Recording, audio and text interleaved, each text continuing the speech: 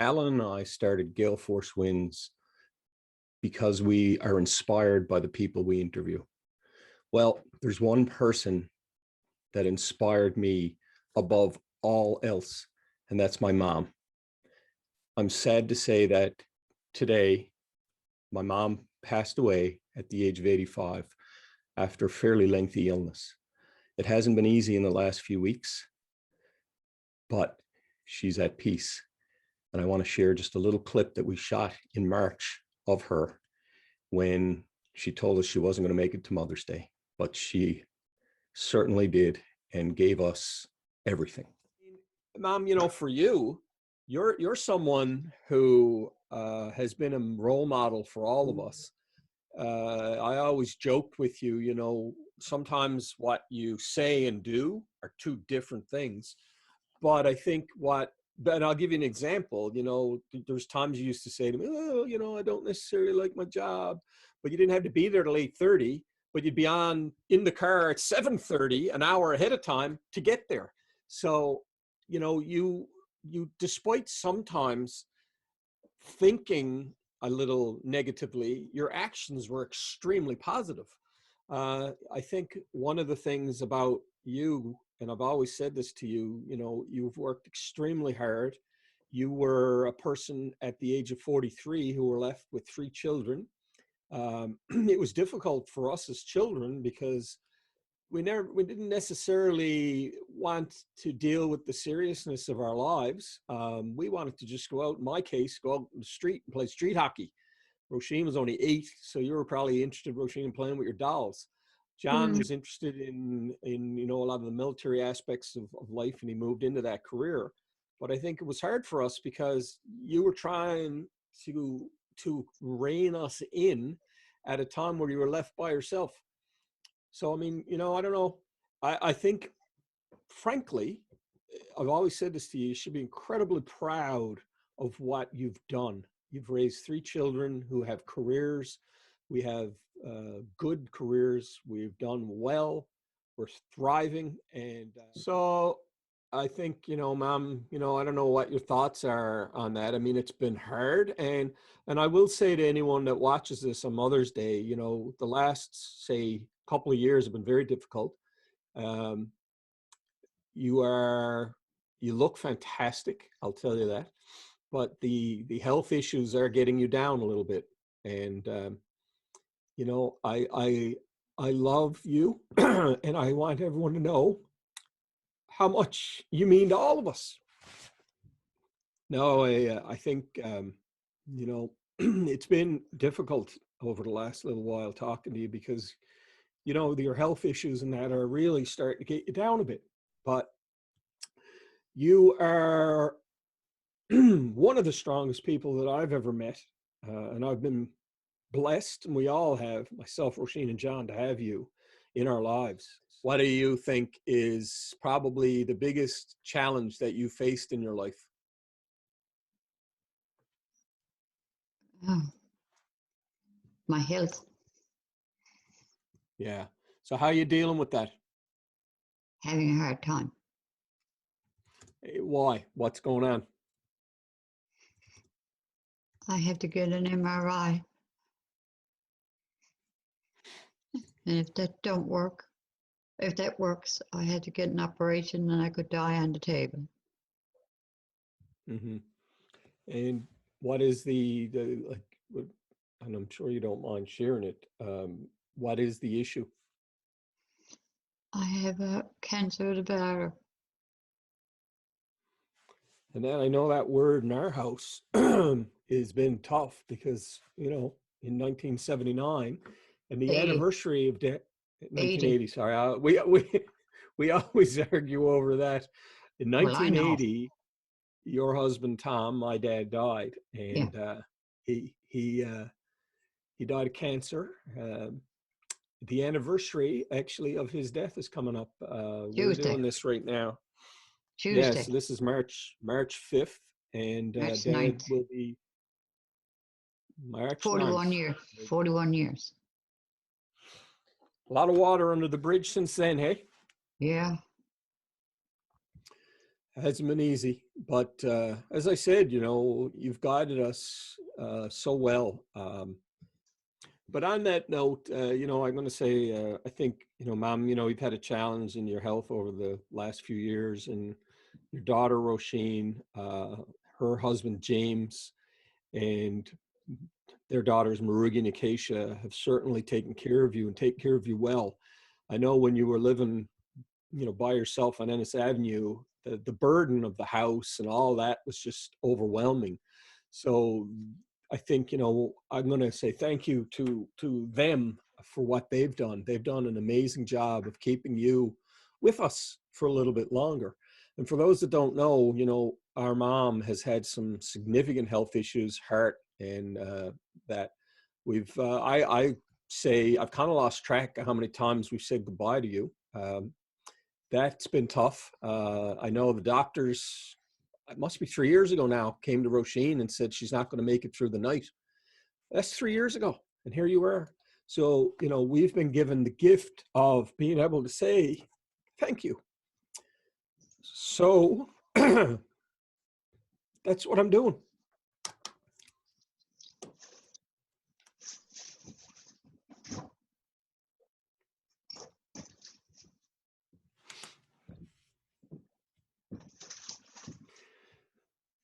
Anyway, I didn't think this would be this hard. Anything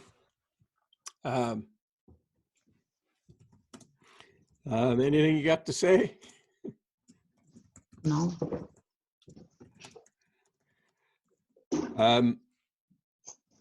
I know one thing that's kept you going is one of the things that's kept you going is bridge. You know, that's something that you're, and you know what? I've never taken the time for you to teach me. Sorry, I got phones ringing here and everything. I've never taken the time. Entering the frame again. Maybe I'll leave you in there. The man, the myth, the legend, James Arithi. Right, Thank you, that's James. it. Thank you, James, for everything you've been doing. All right, thanks. But yeah, what was I saying? They got phones ringing and everything. Oh, bridge, yeah, yeah. The amount of time, you know, that you've spent learning bridge, and one of the things I love about you, you're so passionate about bridge, and you're good at it too. But another thing I'm going to compliment you on is your ability to use technology. And, you know, you'll say stuff to me, you know, did you know what was going on in St. John's with this? And I'm like, what? No, how'd you find that out? Facebook. And quick story, I used to travel throughout Nova Scotia a lot, and I loved picking you up at the airport. The funny one was, we're sitting in the restaurant, if you remember, and you're there with your phone and you're texting. No, you at the beginning you weren't texting, but you're looking around. That's right. And you said to me, you said, look at all these young people. Look at all these teenagers, always on their phones. And we're sitting in the restaurant waiting for our chowder, I think it was. And next minute goes by, here's you on the phone texting. And I love that. You actually, you made a comment to me like, teenagers today. And then 5 minutes later, who's on their phone but you? So anyway, you know, you've embraced technology. The other thing I think you do well is your appearance. You you look lovely all the time. Thank you. And Well, down at dialysis, they says I'm the well-dressed person. Well, I know, because you are. I mean, you have some of the most beautiful clothing, and you know, I know clothes don't make the person, but it certainly makes an impression, and you Well, always work hard, right? Every time I arrive at dialysis, remarks are made about how I'm dressed. Well, yeah. So why did you always, like, where did you get that? Where did you feel that? I don't know. I love to dress. And so does my son-in-law, James. He's just like me. He loves to dress. So do you. Yes. Not as much as James, though. James, oh my goodness, does he ever like to dress? Just like me. Yeah. He's always well dressed whenever he goes out. Well, yeah, I mean, it's important. And I think what you guided me well was for business. I'll tell one quick story too. I'll never forget it, as a young fella, 6, 7, you always talked about public speaking. And frankly, at the time, I never really realized how important it would be to my career. But, one thing that you did do was constantly get myself, Roisin, and John to practice our speeches, our public speaking. And, I can tell you this, I know this for a fact. John and his military leadership, Roisin doing presenting and education, and me doing sales and sales presentations. That's a skill that you, Mom, ingrained in us way back when. And I remember having a chair, and we used to stack, I don't even know what we stacked on it, to lay the speeches and whatever we were talking about on the chair. And remember, you'd sit in the kitchen, I'd be in the dining room, and we kind of talked through the doorway. And I mean, I must have been only 7 years old when you were doing that. I mean, I think the speech started in grade 4, so how old would you be? 4, I'd be 9, right? Yeah, that's what you were. It started at St. Barnes in grade 4. But I mean, did you realize how forward thinking you were in teaching your children that? Well, I was taught elocution myself, and I always wanted to speak well. Mom gave me elocution when I was young. So that's, one of the things that you did very well for us. I think the other thing that, you've done a lot of is knitting cross stitch. And I personally spent a lot of time editing video in my little video career that I've had. I can't imagine doing cross stitch and how intricate it is, So what got you into cross stitch? I don't know, I guess for something to do as a hobby. Well, you certainly stuck with it. Oh, yeah. I like cross stitching. Very expensive, though. Yeah. Yeah. But I mean, we've got all kinds of beautiful cross stitches around. Mm. You got a chance to go to Venezuela years ago. Mm-hmm. Yeah.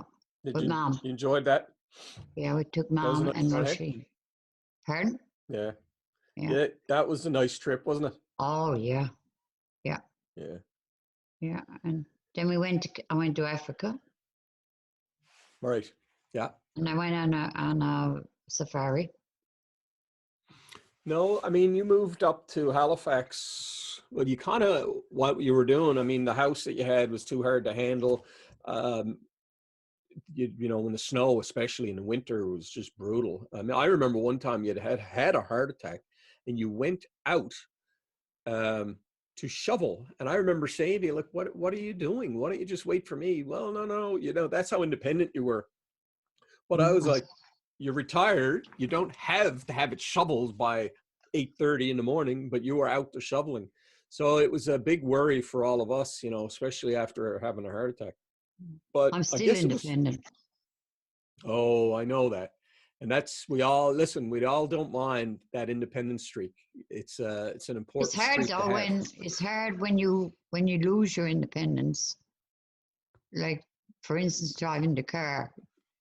You don't drive it anymore, and you can only go places that other people can take you. Yeah. And Ma'am, I'll tell you something. I'll never forget it. You were in hospital, and it was the time, must be 4 years ago now, maybe. But Roisin got a call, and the doctor said, you're not going to make it through the night. no, that was So 2 was years. something. It was 2 years ago. 2 years ago? Mm. But you had lost your license because of your health issues, right? Mm-hmm. And I personally, I'm a very optimistic person, but knowing your health issues and that, I didn't think there was a chance you'd get your license back. But you did.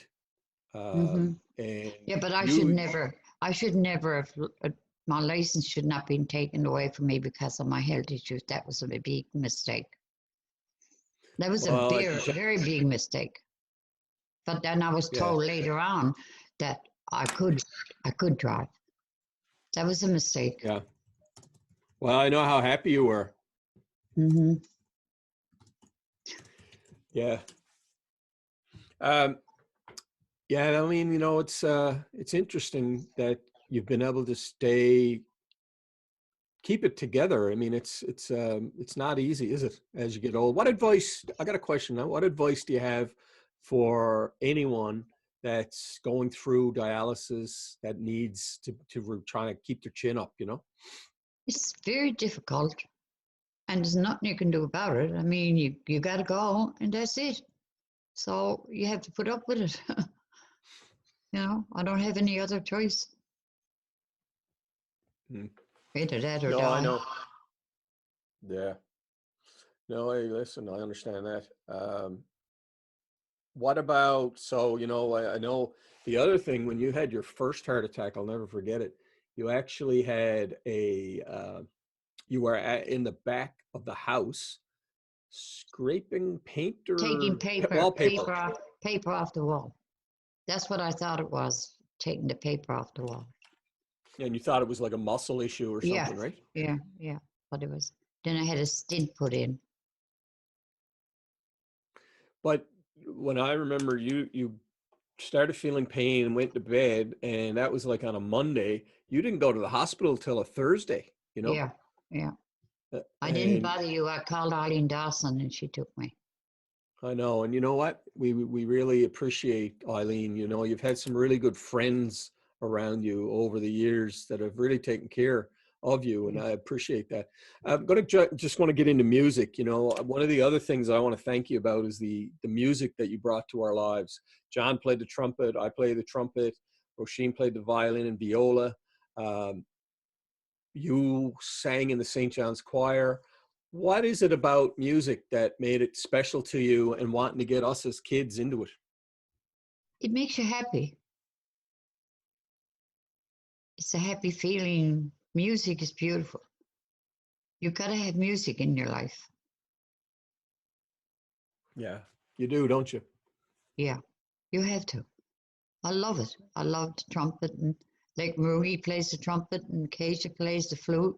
Murugi played the violin, Acacia played the violin, Spencer plays the trumpet, Sebastian plays the trumpet. See, they're all into the trumpet, and I love the trumpet.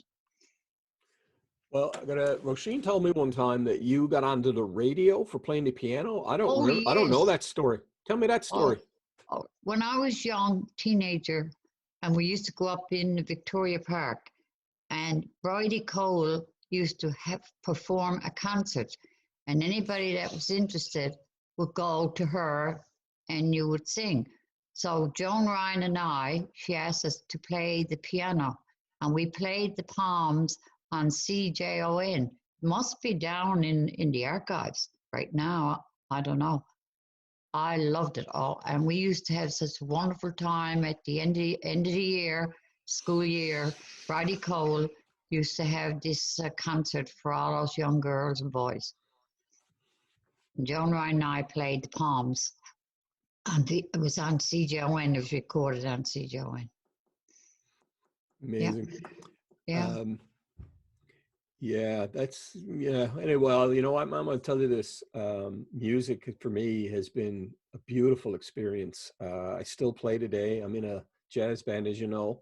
I actually did an interview with Mike Harriet and his wife, Ofra Harnoy.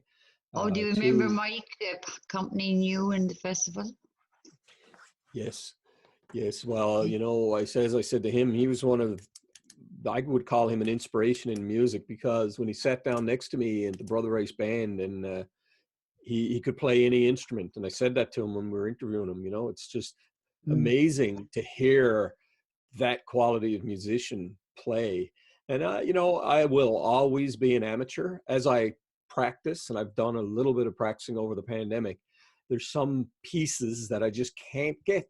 And I've resigned myself to the fact that I'll never be on a stage playing some of these pieces, but being given the gift of music that you gave us, it's been able to allow me to take a break from everything that's happened in our day, you know, and I got to thank you for that. It's something it's a special gift to be able to take an object, you know, that a man made, a person, woman made object like a trumpet, and make music with it. I always envious of those who can sing, because I can't. You know, if someone can use their voice that God gave them to sing is a beautiful thing. But anyway, you know, that's another thing that I'm going to thank you about, what you've done for us from a musical perspective. Absolutely heartwarming and fulfilling, you know. You So have an uncle who made his own violin. Your grandfather's brother made so his own that's your violin. father's brother. Yeah, made his own violin, and he used to play at the dances in Carbonear. Wonder where that one is now, if I that don't know. survived. Yeah, be interesting to Uh, know. I think one of the things I should ask you about, and I would be remiss, we did talk about, you know, this is March 5th, we're talking here now. Dad, Tom Carew, your husband, where did you meet Dad? Skating down at stadium.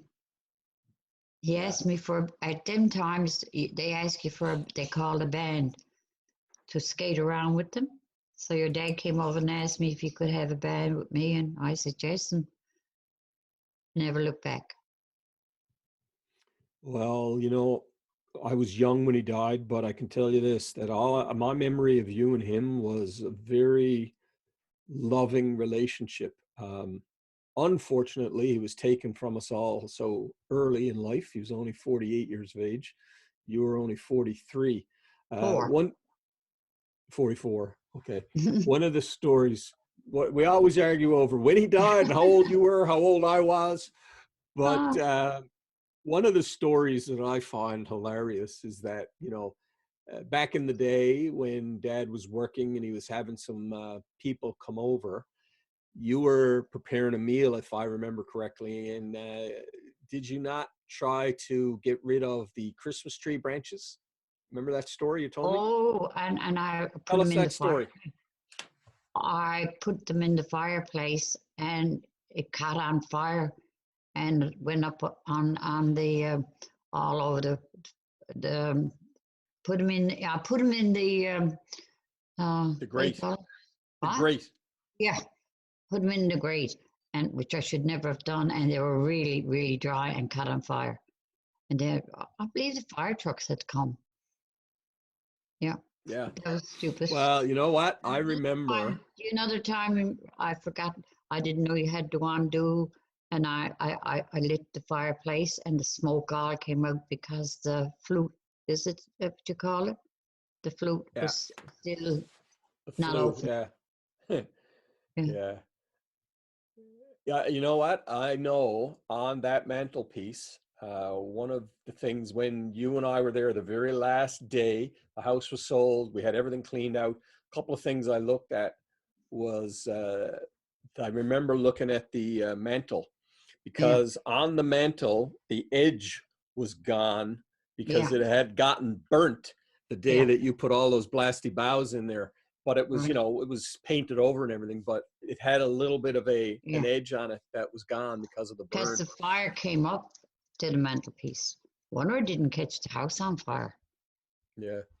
I Yeah. know another thing, you know, you guys let us use the garage that we had. Was an awesome garage. And I remember John and I would be down in the basement in the garage shooting pucks. Mm. I don't know if we ever told you this, but one of the Bro, things didn't that you we would break be, a pipe? Did you break a pipe? oh, that's another story. I'll Didn't tell you? that in a second. But I remember we were shooting pucks at the garage door. And when you go on the outside, because it was painted, wherever the pucks hit, there was a dent and the paint would peel off. So it was Oh, pockmarked. But one thing that we were doing, and now that I'm older and I think about it, it was ridiculous because it had these glass, two kind of eyeballs, I guess, on the garage door. If anyone can mm, picture one of those old garage doors, we were mm. trying. I don't, even at this age, I don't even want to say it because it's teenage angst, I guess. We were trying to break the windows out of that garage door, and neither one of us could get the puck up high enough to Wow. take it out. Anyway, that's the foolishness that, you know, young teenage boys get into. Anything else you want to talk about? No, all I want to say is how good Roisin and them are to me. And like I said, James is the best son-in-law anybody could ever have. Yeah, they've done an enormous amount He's for amazing. you, you know. He's amazing. About 15 years now, you've been living with Yeah. them, and Oh yeah, all of that. And he never says boo. no, No. I know. Anyway, it's you know, ma'am, it's Mother's Day is coming up, and wanted to Mhm. get you on at the podcast and talk to you about, you know, these things. And thank you, Roisin, John, myself, James, Murugi, Acacia, and all your grandchildren have had a wonderful life with you. And we just say thanks for everything you've done. You've been there through thick and thin. As I say, this is March 5th. Dad, the anniversary of Dad's 41st anniversary of Dad's death is coming up, and it's been rough. But you've been the Rock of Gibraltar, and you know, I think if there's anything that we can say is that people need to embrace their family and do it in person if you can, and if not, do it by video, because this is life's too short. It's too short not to say thank you. Mhm. So this is our thank you to you. Thank you, Mom. Oh, you're more than welcome, Gerald.